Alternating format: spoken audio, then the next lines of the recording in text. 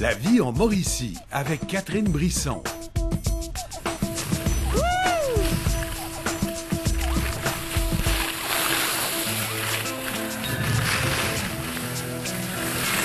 Aujourd'hui, à La vie en Mauricie, on s'amuse dehors et moi, j'essaie de faire du ski. Bienvenue!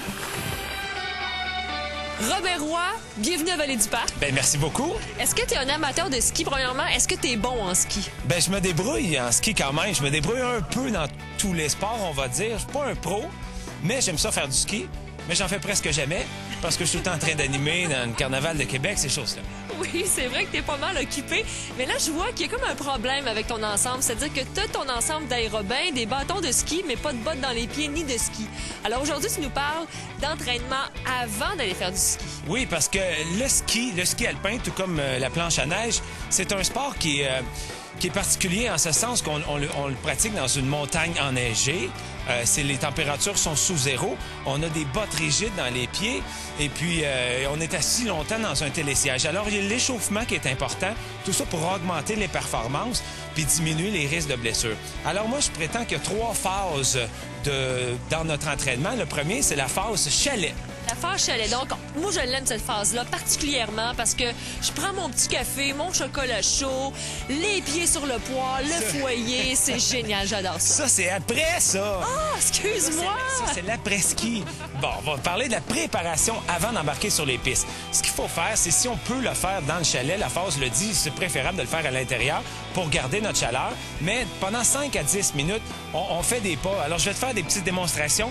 Je vais faire un aller sur les orteils, puis je vais revenir sur les talons. Fait qu'on fait des allers-retours comme ça dans le chalet. Alors ça serait des allers-retours qu'on peut faire. On peut faire des déplacements de côté aussi. Et croiser les pieds aussi. Bon, tu vois, ça, bon, le but de cet échauffement-là, c'est d'augmenter la température corporelle, d'augmenter les fréquences cardiaques, puis d'aller cibler les muscles qui vont être recrutés par le ski. Idéalement, si on n'a pas de place à l'intérieur, on peut le faire à l'extérieur. Après, là, on met notre équipement et on s'en va dans le télésiège. Et la deuxième phase de notre échauffement, c'est la phase pré-descente. C'est-à-dire que quand on débarque de notre télésiège, bien là, on veut réchauffer les muscles avant de descendre. Parce que souvent, là, vous voyez des gens qui descendent du télésiège puis qui s'en vont. Je descends parce que oui, on a eu froid. Mais c'est important de juste aller réchauffer les articulations. Alors moi, je prends mes 2 bâtons, puis vous allez faire des rotations de la hanche comme ça. Quand vous voyez des gens qui font le réchauffement en haut de la piste, c'est pas parce que c'est des débutants, c'est le contraire, c'est des pros. Parce qu'eux autres, ils savent qu'ils vont justement avoir besoin de ces muscles-là. Alors, vous pouvez le faire avec les épaules. J'essaie de te suivre aussi. Et de l'autre côté, je vous le dis, si vous voyez des gens faire des échauffements en haut, puis faire des petits cercles avec les genoux comme ça. Ça, je l'ai déjà vu, cet exercice-là. Ça, c'est bon pour le bas du dos puis les genoux dans les 2 sens. Puis, idéalement, ce que vous pouvez faire aussi, c'est faire des squats. Puis on remonte. Là, vos muscles sont prêts, puis vous pouvez vraiment aller attaquer la piste. La première descente, tu dois faire partie intégrante de votre échauffement. Ça, c'est la 3e phase de votre échauffement. Donc, j'imagine qu'il ne faut pas trop non plus être agressif lors de la toute première descente. Ben, c'est ça. Puis on essaie de privilégier une pente qui est peut-être plus facile. Alors, commençons par faire des chasse-neige quand on commence à descendre, juste pour aller chercher les muscles de nos fessiers, de nos cuisses. Après ça, skier sur un ski, commencer graduellement, faire des petits virages rapides. Et là, jusqu'à la fin de notre descente, là, on peut y aller de façon plus naturelle. Puis après ça, on est prêt pour notre journée. Fait qu'à chaque fois qu'on débarque du télésiège, peut-être juste à penser de faire quelques mouvements de hanche juste avant de se lancer dans le piste. Je sais qu'on a eu froid, mais ça va aller encore mieux. Puis là, on va augmenter notre performance, diminuer le risque de blessure. Et moi, si je fais ma petite pointe de tarte, comme on apprend habituellement dans les écoles de ski, est-ce que ça va pour commencer à s'échauffer tranquillement? Ben oui, c'est certain. Puis ils sont là pour ça. Ils sont là pour nous aider à avoir les bonnes bases pour nous permettre de skier puis d'avoir, c'est ça, les bonnes techniques parce que ça va faire de notre journée qui est une meilleure journée, des meilleures descentes, puis on va finir puis on n'aura pas de blessures. Puis c'est ça qui est l'important dans le fond. Parce que souvent, on dit, on fait du ski, on est casse-cou, on a tous vu des vidéos sur YouTube, des choses comme ça. Bon, mais allons-y graduellement. Hein? Moi, inquiétez-vous pas. J'ai pas l'intention de faire du ski acrobatique aujourd'hui, oh que non. Mais une fois qu'on a fini notre journée de ski, j'en ai fait la semaine dernière. J'avoue que c'était un petit peu plus difficile. J'avais les muscles endoloris. Qu'est-ce qu'on doit faire? Ben c'est ça que justement, je m'en allais te parler. C'est que j'ai souvent des clients qui me disent « Wow, j'ai été faire du ski pour une première fois cette année. Je n'ai pas eu mal aux cuisses. » Pourquoi? Parce qu'ils ont fait beaucoup de squats dans mes cours. Par exemple, on fait des déplacements comme ça.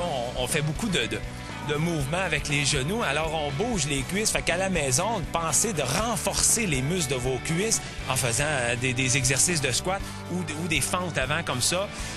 D'y penser d'en faire plusieurs fois par semaine, peut-être avec un vidéo d'exercice, peu importe. En autant qu'il y ait des mouvements au niveau des cuisses, je vous le dis, mais j'ai beaucoup de clients qui m'affirment que, wow, ils n'ont pas eu si mal que ça. Ça veut dire que je suis pas une bonne cliente parce que j'ai eu si mal que ça.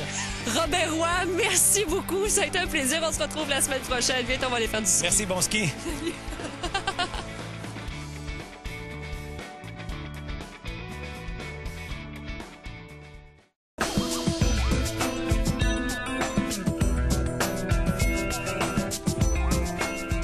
Il est le directeur de l'école de glisse, ici même, à Vallée-du-Parc. Serge Lafrenière, bonjour. Bonjour, comment ça va? Ça va très bien. Moniteur de ski depuis plusieurs années. Quelques années. J'ose pas dire le nombre quand même, mais vous avez vu, vous, la montagne changer le centre de ski aussi. Les gens passer et venir, des familles au complet également, venir skier ici. Quels sont les changements que vous avez vus, que vous avez remarqués le plus dans les dernières années? Dans les dernières années, dans les 2 dernières années, les changements, c'est au niveau c'est des remontées mécaniques. Déjà là, la remontée mécanique, la chaise a fait un gros changement. Ça a été, je dirais, un changement majeur. Est-ce que le ski alpin s'adresse à tout le monde? C'est le ski alpin s'adresse à tout le monde. Pour dire, nous, ici, on se spécialise dans l'enseignement enfant 3-6 ans. Mais quand on est jeune, on dirait qu'on a moins peur. On dirait qu'en vieillissant, on voit plus le danger parce que moi, je vois des petits bouts de chou de 3 ans qui n'ont pas de bâton, qui font du ski seul, qui me dépassent, il n'y a pas de problème, tandis que moi, je suis encore ma pointe de tarte. Mais c'est les enfants, c'est que le centre de gravité est un petit peu plus bas. Tandis qu'un adulte, c'est un peu plus haut. Mais disons quand même, un adulte, c'est qu'on la sécurise, la personne. La familiarisation avec l'équipement. Donc, on utilise un terrain adéquat où que la personne peut se placer déjà, se familiariser avec l'équipement, marcher. Après ça, lui monter en descente direct. Donc, qu'est-ce qu'on fait? On fait un choix de terrain où on sait que la personne va être en sécurité. Donc, trace directe, la personne glisse tranquillement et le terrain arrête la personne. Fait déjà là, elle n'a pas pensé à arrêter, c'est le terrain qui l'arrête. Une fois qu'elle a maîtrisé ça, on lui montre, disons, la position chasse-neige ou la position pointe de tarte ou gâteau, si vous voulez. Il y a plusieurs termes. C'est ça. À ce moment-là, la personne, disons, apprend à manœuvrer avec les skis placés en V. Une fois qu'elle manœuvre de même, on lui montre une ouverture, une fermeture, puis lui permet d'arrêter. Et on est dans une pente très, très douce. Et après ça, on change le côté de la pente-école où il y a une inclinaison un peu plus grande. Et là, on commence à pratiquer sur les virages. Une fois que la personne, que nous, on décide, qu'on voit que la personne, elle est en sécurité, et à ce moment-là, on passe à la montagne. Attention, on passe à la montagne, côté pente familiale. Ben, c'est ça aussi qui arrive. J'ai l'impression qu'on veut parfois être un peu trop pressé. On veut faire comme les pros. Parce que le ski alpin, il y a quand même une espèce de standing encore de rattaché à ça. Il y a beaucoup de jeunes qui vont dire « Oh, je suis capable, mes amis le font. On va le faire aussi. » Mais il faut écouter nos limites. Oui, puis je pense que il faut être honnête avec nous. Oui. Savoir, comme tu dis si bien, c'est connaître nos limites. Puis de pas peur, donc, de demander conseil, de demander un moniteur qui, lui, va se faire un plaisir. Puis le moniteur, vous n'êtes pas toujours obligé de le payer. Simplement, vous êtes dans la montagne, vous voyez un moniteur qui passe, vous avez un problème, demandez-lui un petit conseil. Il va se faire un plaisir de vous le donner puis de vous le sécuriser. Le gros problème là-dedans, disons, les gens qui ont peur, c'est qu'il y a un copain ou un mari qui met un peu de pression, c'est sûr, sa dame, pour descendre à cette place-là, puis t'es capable. Non. Il faut aller au rythme de la personne et non pas au rythme de la personne qui donne le cours. Et contrairement à ce qu'on peut penser, il n'y a pas tant d'accidents de ski que ça au Québec. Évidemment, quand on en parle, c'est parce que c'est assez majeur, mais généralement, ici, en tout cas, vous n'en avez pas dénombré beaucoup. Non, on n'est pas les bons. Disons, il y a quelques années, on avait, oui, il faut être honnête, on avait quelques accidents, même plusieurs, des fois, c'est par jour. Surtout avec les écoles, ils venaient ici, ils prenaient pas de cours, puis ils se lançaient dans la montagne. Cette année, nous, ce qu'on a institué, tous les gens qui vont en location sont obligés de prendre un cours, et ceux qui font de la location, pas de cours, sont obligés de passer en évaluation dans la Pentecôte. Si nous indiquons, c'est au responsable, que la personne n'est pas apte à aller dans la montagne, elle n'a pas de billet de remonter, elle est obligée de rester dans la Pentecôte. Là, c'est deux choix. Soit de prendre un cours, ou soit de rester toute la journée dans la Pentecôte. Ou dans le chalet, mais non, faites pas ça, venez skier. Il faut prendre l'air un petit peu. Ben oui, ça fait du bien. Et vous êtes toujours aussi passionné de ski, M. Lafrenière? Oui.